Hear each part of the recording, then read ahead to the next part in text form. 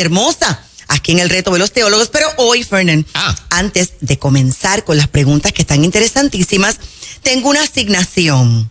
Y es que tengo un obsequio. Miren este obsequio. Moray Moyola se lo lleva todo. Moray Moyola se lo lleva todo. Es para Juan Carlos Mato. No, eso no es posible. Mira, aquí dice Juan Carlos. No, dice, eso no es posible. La palabra del día es gracias, simplemente, profundamente y repetidamente gracias. De verdad. Y te voy a decir de quién.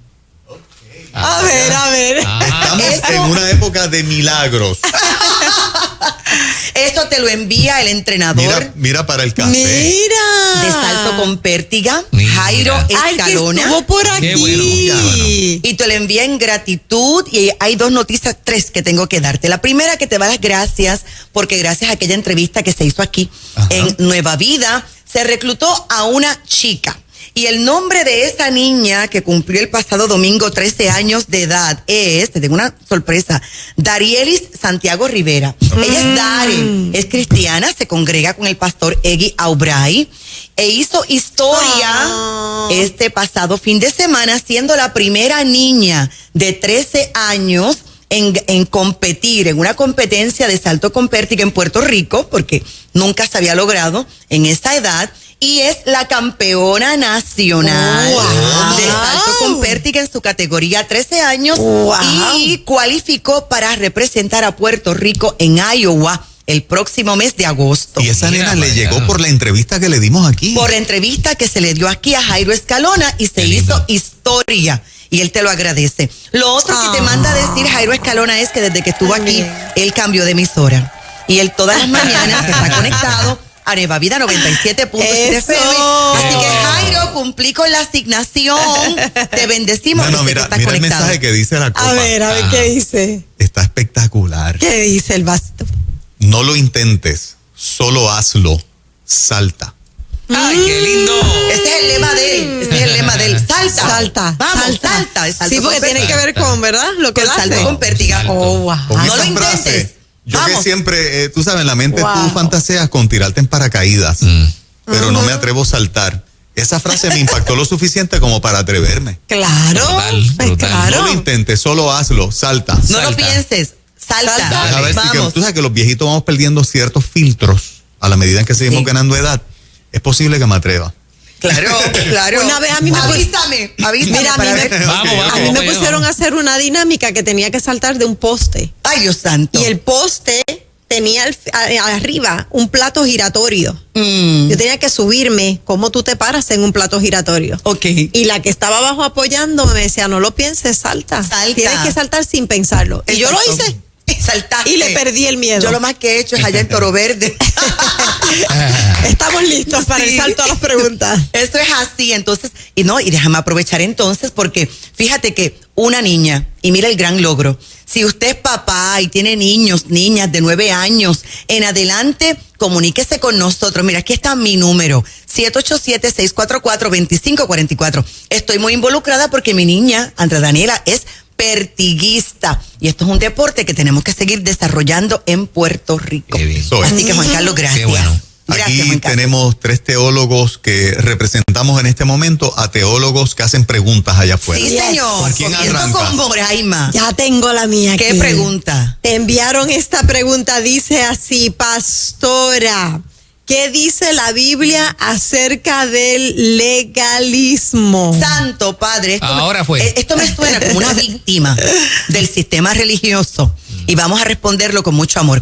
La palabra legalismo, así como tal, legalismo no aparece en las Sagradas Escrituras. Más bien la palabra legalismo es un término que, voy a decir utilizamos, porque yo también lo utilizo, es un término que utilizamos en la Iglesia de Jesucristo cuando queremos hacer referencia a una serie de reglas o reglamento que tiene como intención, porque así es como se enseña, tiene como intención llevar a la persona a la salvación o llevar a la persona al crecimiento espiritual. Y ya en este punto es sumamente necesario explicar que ninguna regla, ningún reglamento, ningún legalismo, como le llamamos, conduce a una persona ni a la salvación ni al crecimiento espiritual.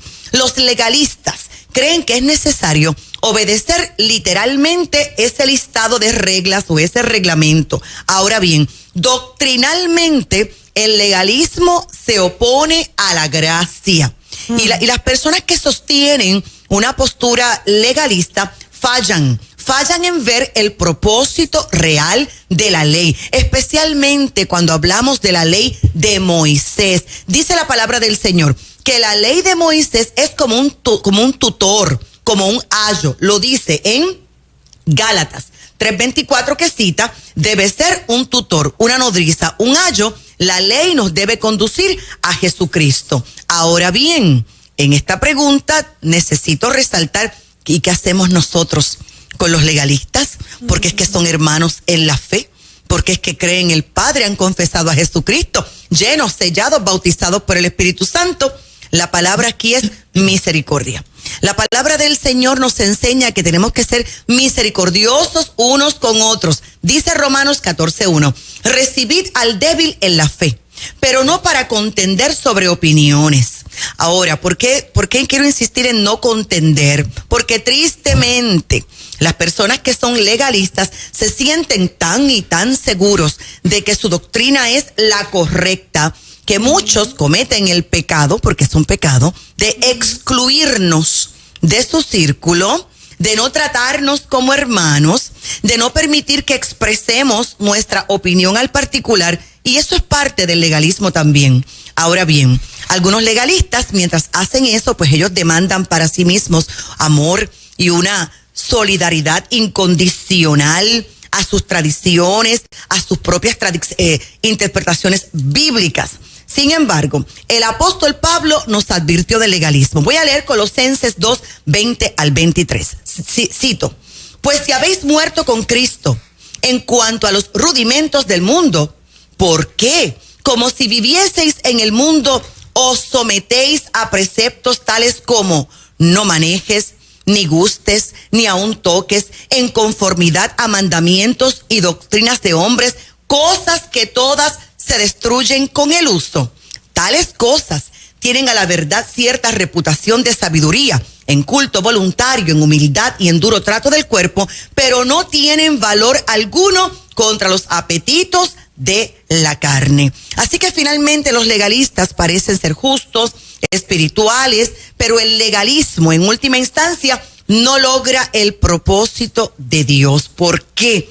Porque eso es algo externo. Y la verdad que lo que el Padre demanda es un cambio desde adentro, de adentro hacia afuera.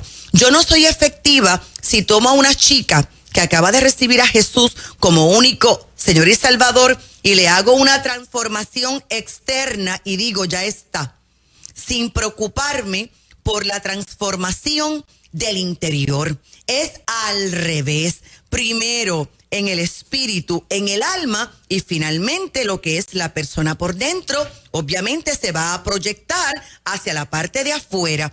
Termino mi respuesta de esta manera. Para evitar caer en la trampa, porque es una trampa del legalismo, entonces sigamos firmemente las palabras que nos enseñó el apóstol Juan. Aquí voy, Juan 1:7. Pues la ley por medio de Moisés fue dada, pero la gracia y la verdad vinieron por medio de Jesucristo. Seamos misericordiosos. Lea la asignación. Romanos 14:4, Romanos 14:10, para que sigamos aprendiendo. Primera de Juan 4:1, pero el legalismo se opone a la gracia. Excelente. Wow. El reto de los teólogos. Vamos contigo, Fernand, la segunda pregunta. Bueno, por aquí está esta pregunta que esta persona está queriendo saber si para tomar la Santa Cena debe estar bautizado primero. Tú sabes que yo he escuchado mucho eso. Sí. Y me da pena. Te voy a decir por qué me da pena. Categóricamente, la respuesta es no. No. Yo respeto a todos los pastores, todos los ministros, ¿verdad?, que tienen sus normas, sus reglas y dicen no, para participar del pan y de la copa, tú tienes que estar bautizado. Pero es que la Biblia, en ninguna parte de la Biblia dice eso. Las escrituras no indican que una persona tiene que estar bautizada para poder participar de la Santa Cena del Señor. Sin embargo, el mismo requisito, tanto para el bautismo como para participar de la Santa Cena del Señor, es esta: salvación, Salvación por la fe. Creer en Cristo como Señor, Salvador, Libertador, Redentor, que murió, que fue sepultado, que resucitó. Ese es el requisito. Mira, la Pascua del Señor, porque la Santa Cena viene de la fiesta de la Pascua. Y la fiesta de la Pascua era una fiesta celebrada, y todavía celebrada, por los judíos. En otra oportunidad podríamos repetir la enseñanza, porque hace años yo la traje acá, que son 5 copas con 3 panes, etcétera. Cada copa tiene un significado.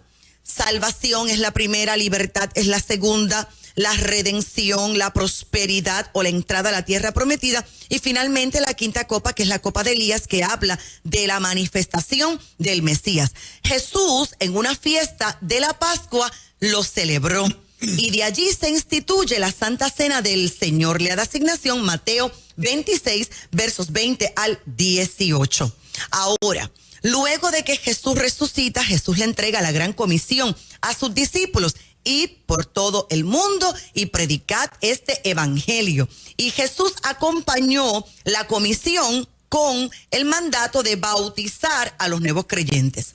Y desde entonces el bautismo en el nombre del Padre, del Hijo, del Espíritu Santo ha sido practicado. Y de hecho el bautismo es simplemente una expresión pública de nuestra fe y tiene que ver con la muerte, con la sepultura, cuando la persona desciende a las aguas, la sepultura, y cuando se levanta, la resurrección de Cristo, entre otras muchas interpretaciones que podemos hacer del bautismo. Sin embargo, ¿podría una persona aceptar a Jesucristo hoy, no tener la oportunidad de bautizarse y por eso perderse? Jamás, jamás, porque el requisito para la salvación es creer y confesar. Eso es todo, eso es todo. No es tan difícil, no es tan difícil.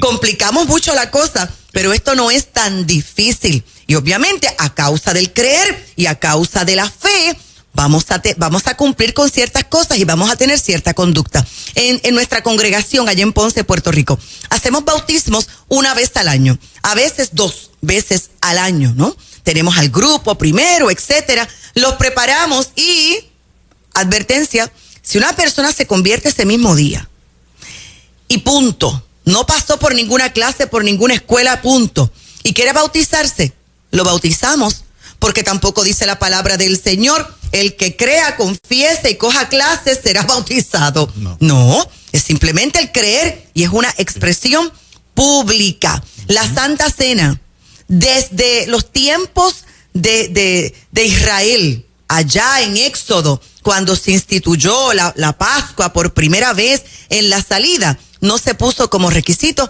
el bautismo.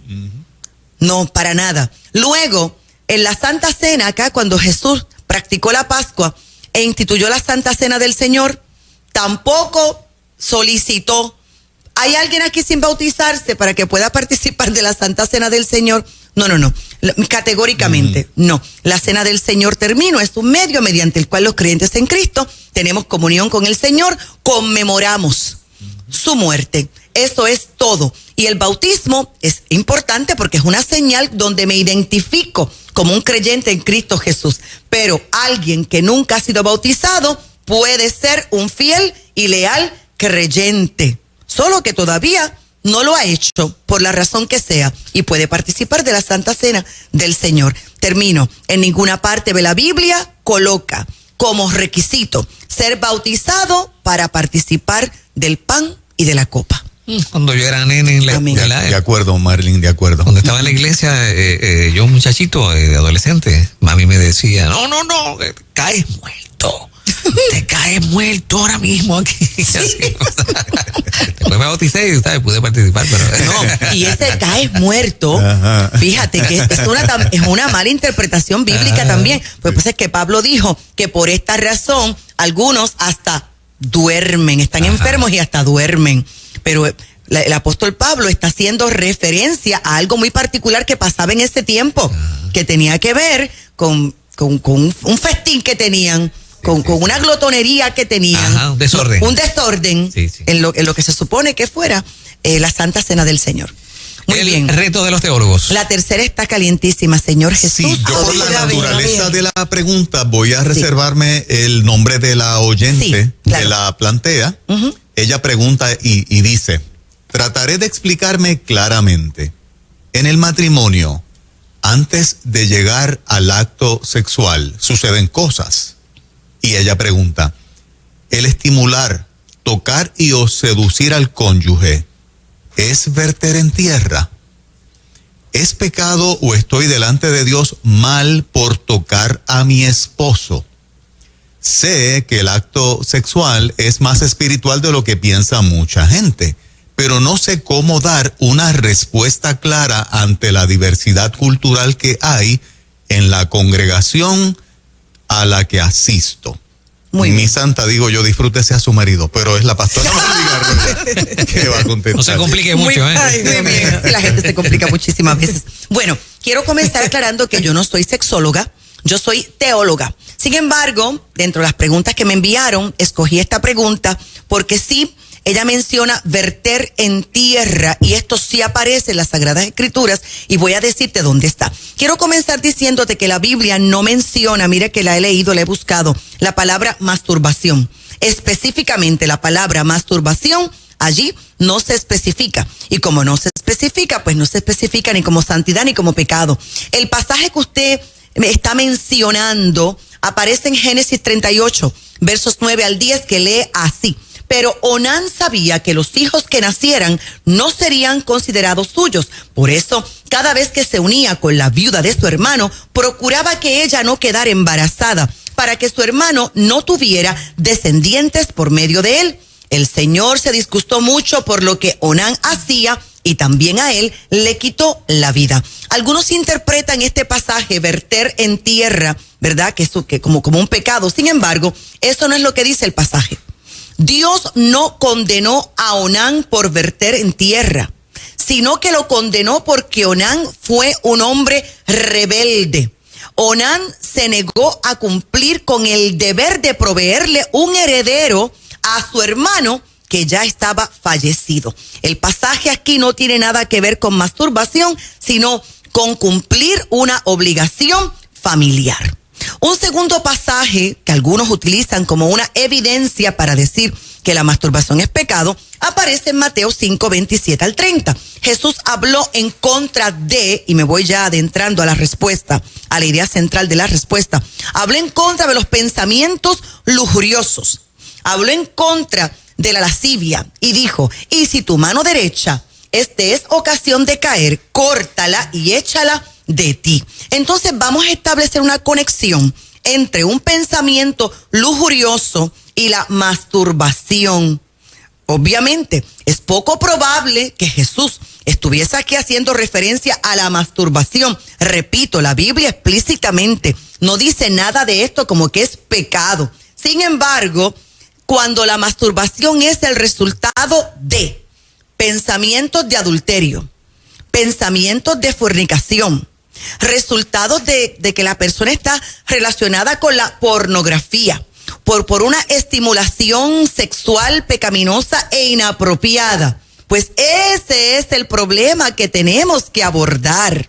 Fíjate que la pregunta que me está haciendo esta linda hermana, ella me está hablando de su santo esposo, que estoy entendiendo que el escenario que tenemos allí es un escenario de fidelidad, de lealtad, es un escenario de bendición, es un escenario de amor. Me parece que el problema está en la forma de ver las cosas, está en el pensamiento.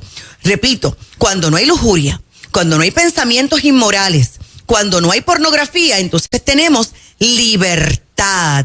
Y no podemos hablar entonces de la masturbación. Muchas personas luchan con la culpa en relación al acto sexual entre esposos, porque es un asunto completamente mental. De hecho, cuando hay culpabilidad, porque se tocan, vamos a hablarlo así, y hay culpabilidad, tenemos que ver cuál es la situación mental de esa persona que está sintiendo tanta culpa. Tengo varios versos para ti entonces. Dice la Biblia, 1 Corintios 10:31. Si pues coméis o bebéis o hacéis otra cosa, hacedlo todo para la gloria de Dios. Le estamos dando gloria a Dios con la intimidad sexual. Fíjate que la misma pregunta dice, yo sé que el acto sexual entre un matrimonio es muy espiritual. Es mucho más espiritual de lo que algunos están creyendo. Lo que hacemos es para la gloria de Dios. Dice la Biblia, Romanos 14:23, todo lo que no proviene de fe es pecado. Bueno, si usted no está totalmente convencida de que usted no está honrando a Dios con lo que está haciendo, pues entonces podría ser para usted pecado. Para otra persona no puede ser pecado.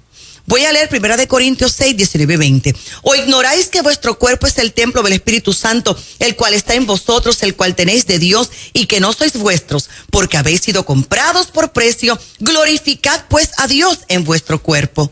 Nuestro cuerpo ha sido redimido, le pertenece a Dios del cielo, y la intimidad sexual fue creada precisamente por el Padre Dios Todopoderoso. Estos versos que acabo de leer son importantes porque tienen un impacto poderoso en lo que hacemos con nuestros cuerpos. Ahora bien, la masturbación siempre será cuestionable cuando hay un pensamiento pecaminoso. Pastora, quiero hacer un comentario Claro. ahí, que toda la vida se ha utilizado el pasaje de Onán y de verter en tierra para darle la connotación de masturbación, y para nada tiene que ver con masturbación. No. Los hombres, cuando tienen coito, saben cuándo van a eyacular. Claro. Y Onán lo que hacía era que tenía coito con la viuda de su hermano, que era el mandato para dejarle descendencia, y cuando sabía que iba a eyacular, lo hacía fuera en tierra de la vagina de la mujer, y vertía en tierra.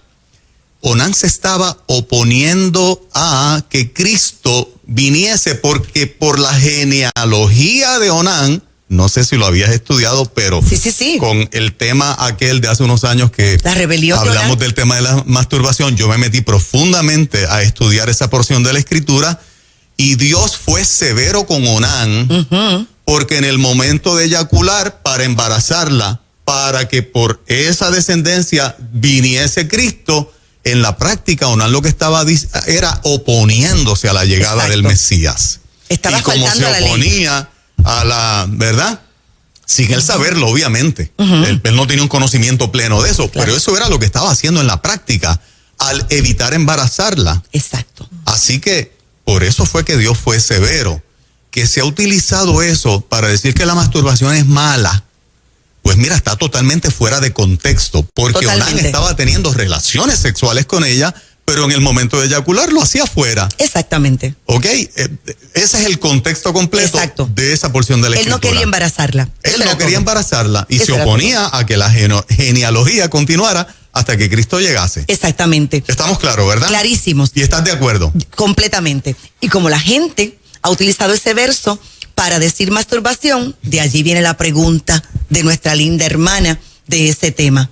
Pero para concluir, si el acto sexual se hace sin ningún tipo de lujuria, sin pornografía, sin pensamientos inmorales, con la plena seguridad de que estamos en la presencia del Señor, de que es buena, de que es correcta, es más, dándole gracias a Dios por el placer de poder hacerlo. 1 Corintios 10:30, la pregunta es, ¿sigue siendo un pecado tocarse entre esposos, o como usted le llama, masturbarse? No, lo máximo que tenemos que decir en esta hora es que no, pero el escenario tiene que ser santo y correcto. Es esta mentalidad, Juan Carlos, de que el sexo está mal, el sexo es pecado. Es sucio, es carnal, y Dios fue el que se lo inventó. Y todo lo que Dios hizo es espiritual, es bueno. Claro, yo he atendido recién casados que les ha costado, hablo de hermanos en la fe, que les ha costado consumar su matrimonio por esta mentalidad pecaminosa. Increíble. Pecaminosa. Que le pregunten a las personas que están postradas en cama, que algunos no pueden, ¿verdad?, hacer ciertas cosas y dependen exclusivamente del toque. Ajá, exacto. Entonces es pecado para unos y otros no. El tema me dio dolor de barriga, pero aprendí. Te dio tensión. Te pone nervioso este tipo de temas, Brenda, te pone nervioso. Pero fíjate que estos temas tienen que ser abordados y hablados a la luz de las Sagradas Escrituras, precisamente por lo que Juan Carlos está diciendo, porque aquí hay una mala interpretación de las Sagradas Escrituras. Entonces llevamos la respuesta con calma, pero tenemos que De hecho, responderlo finalmente. Esa aportación que yo hago al tema para darle un contexto también más amplio, Sí. nunca la he escuchado de nadie en el tiempo reciente. ¿Ustedes la habían escuchado? Nunca. Nunca la había escuchado, pero la busqué. Sí.